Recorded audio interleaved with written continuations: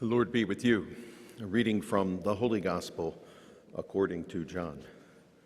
Jesus went across the Sea of Galilee, and a large crowd followed him because they saw the signs he was performing on the sick. Jesus went up to the mountain and sat down there with his disciples, and the Jewish feast of Passover was near. When Jesus raised his eyes, he saw that a large crowd was coming to him, and he said to Philip, "Where can we buy enough food for them to eat?" He said this to test him because he himself knew what he was going to do. So Philip answered, 200 days' wages worth of food would not be enough for each of them to have a little." And one of his disciples, Andrew, the brother of Simon Peter, said to him, "Well, there is a boy here who has 5 barley loaves and 2 fish, but what good are these for so many?" And Jesus said, "Have the people recline." Now there was a great deal of grass in that place, so they reclined, at about 5,000 in number, and then Jesus took the loaves and gave thanks. He distributed them to those who were reclining, and also as much of the fish as they wanted. And when they had had their fill, he said to his disciples, "Gather the fragments left over so that nothing will be wasted."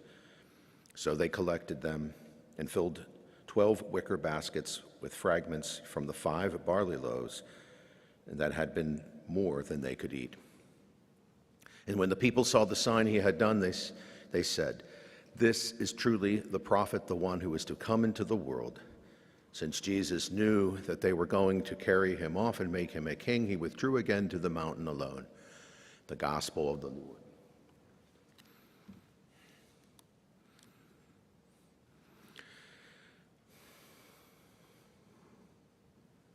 Jesus took the loaves and gave thanks. One taught me love, one taught me patience, and one taught me pain.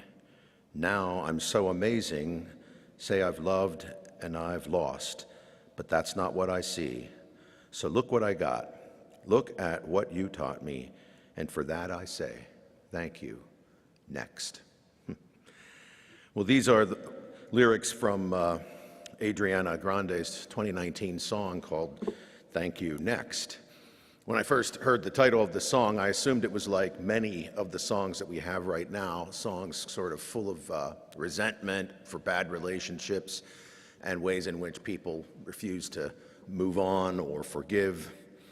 But this particular song actually is not that. It's not that kind of cynicism and sarcasm that indicates a kind of cynicism.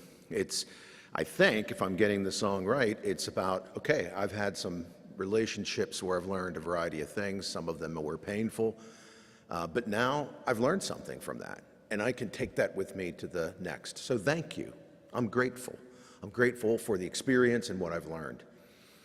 This, I think, is exactly the kind of attitude of gratitude, or as we say here in Philadelphia, the attitude of gratitude, that I think we all need to take seriously. As much as it can be a cliche, there is an incredible power in gratitude.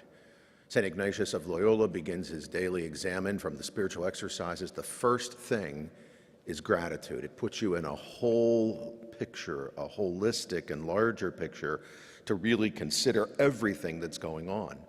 It doesn't start you off with some Pollyanna thing. It opens you up so that you can see the good, the bad, the indifferent, and work with all of that. Just like I think in her song, Grande is talking about looking at the whole relationship and figuring out, what have I learned? And I think Jesus in today's gospel is saying, if we can in fact approach things first with an expression of gratitude, there's a little bit of food here, there's a little bit that's offered, and Jesus gives thanks for it. Nobody would logically do that. There's too little to feed so many. We have nothing to be grateful for, right? Well, we have this. And then, miraculously, and by whatever means, this little bit that we're grateful for becomes more than enough. And in fact, so much that at the end of the story and the action among all of these people, there's even more left over to carry them forward into the next thing, enough to feed more for the next moment, so that Jesus is able then to go up to the mountain alone and reflect on this, to get a break. So I would suggest there's 2 things there that Jesus does that you and I might want to think about right now. One is Can I approach things with this gratitude? Can I really practice intentionally a gratitude in my life, even for the negative experiences, and not so much to dismiss how negative they were or how painful they may have been, but to really say, can I be grateful for what I learned from this? Because then it gives us a real examination, a real sense that all experiences do teach us something. And then at the end of this passage today, Jesus is able to take a break. Because I do think that our practice of gratitude allows us then to step back into that space where we can reflect a little bit more. This is the summertime, friends, and we all take a break if we can afford it, and if we're able to. Often enough, we come back refreshed from that break with often enough an excitement about what more we can do, where we can go, how we can move forward. We might even come back with a whole new attitude about some bad or negative experiences. How do I know I'm not practicing this kind of gratitude and then being able to take those kinds of reflective examinations of what's going on in my life? Well, resentment. Resentment is the clear sign that I'm no longer practicing gratitude in my life.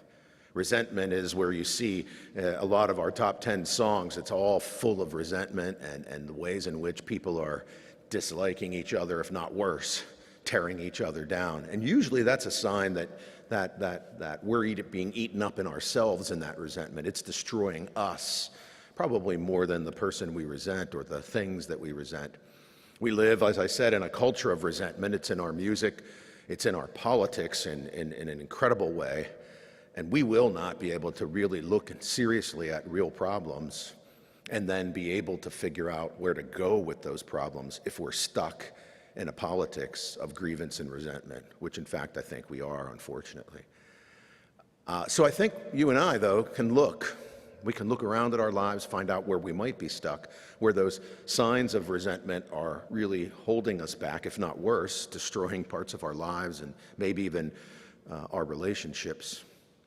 And in fact, then approach those negative experiences, or all experiences for that matter, with a gratitude that Jesus practices today. Let's look at this difficult situation. Let's look at the fact that we may not think we have enough. We're at a deficit or a loss here. But let's be grateful for what we have. And often enough, that opens us up to see with how we can work with what we have so that we can then move into an action that not only often enough, by our effort and maybe God's miraculous grace, as this story indicates, opens us up to not only dealing with what we need to deal with, but more often than not, we discover that there's enough left over that it can move us into the next thing we have to do, the next way in which we can thrive, the next moment in which we can live this plan of God's on this life's journey in a fuller and better way. So God, for this story, for your example, and for the ways in which your grace works in our life, thank you. Thank you. And what's next?